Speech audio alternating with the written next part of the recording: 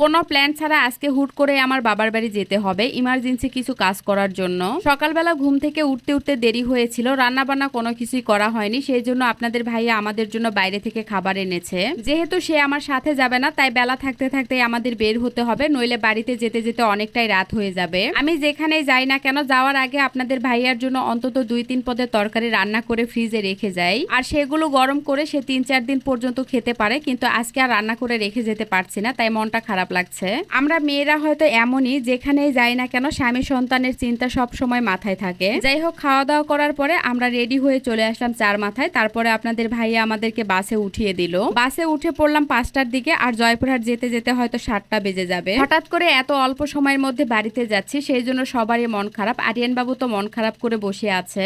আরিয়ানের বাবারও মন খারাপ, কারণ এবার আমি 5-7 দিনের জন্য বাড়িতে যাচ্ছি। বাবার বাড়িতে যাওয়ার কথা শুনলে মেয়েদের মন এমনি থেকেই ভালো হয়ে যায়, কিন্তু আমি বাবার বাড়িতে যাওয়ার কথা শুনলে মনটা অনেক বেশি খারাপ লাগে। দূরে থাকলে বরং ভালো থাকি, বাবার বাড়িতে যাওয়ার পরে বাবা মা না থাকার কারণে আরো বেশি কষ্ট লাগে, আর পুরা বাড়িটা একদম ফাঁকা ফাঁকা অন্ধকার লাগে। শুধুমাত্র বাবা মা না থাকার কারণে পুরা দুনিয়াটাই অন্ধকার লাগে। আর বাড়িতে যাওয়ার পরে সবার অবহেলা দেখে মনে হয় এ যেন দোজকখানা। যে বাড়ির প্রতিটা মাটি পর্যন্ত পরিচিত, সেই বাড়ির মানুষগুলো যখন অবহেলা করে তখন কি যে কষ্ট লাগে তা বলে বোঝানো সম্ভব না। যাদের পৃথিবীতে বাবা মা নেই তারাই শুধু একমাত্র এই কষ্টগুলো বুঝতে পারবেন। যাই হোক, রাত 9টার দিকে আমি বাড়িতে এসেছি। পরের দিন সকালবেলা ঘুম থেকে উঠে এই তো বাড়ির কাজ শুরু করে দিয়েছি। মূলত আমি বাড়িতে এসেছিলাম আমাদের এই ভাঙ্গাচুরা বাড়িটাকে একটু ঠিকঠাক করতে। এই মাটির প্রাচীরটা বৃষ্টির পানিতে ভেঙে যাচ্ছিল, তো সেই মাটির প্রাচীরটাই আমি ঠিক করে নিব। বাড়িতে আসলে সবাই থাকে, কিন্তু এই কাজগুলো কেউ করে না। যেহেতু আমার আব্বা খুব কষ্ট করে এই মাটির প্রাচীরটা দিয়েছিল, তাই আমাদেরকে এই দায়িত্বটা নিতে হবে। আমি এবং মেজো ভাই দুইজন মিলে প্রাচীরটা দিয়ে নিচ্ছি।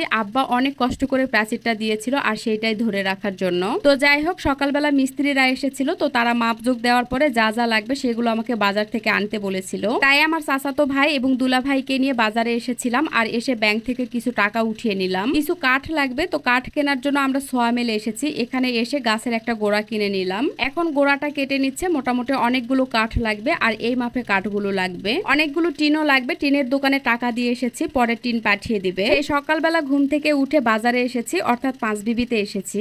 আপনারা অনেকেই জানেন যে আমার বাবার বাড়ি পাঁচবিবিতে, অর্থাৎ বলা চলে হিলি বর্ডারের কাছেই। নিজের শহরের প্রতি আলাদা একটা মায়া কাজ করে, আর সেই সাথে অনেক বেশি শান্তিও লাগে। যাই হোক, কাঠের কাজ শেষ হয়ে গেল। তারপরে এক একে কাঠগুলো ভ্যানে উঠিয়ে নেওয়া হচ্ছে। বাড়িতে এসে আমার পক্ষে একা একা এই কাজগুলো করা কখনোই সম্ভব ছিল না, যদি আমার চাচাতো ভাই এবং দুলা ভাই না থাকতো।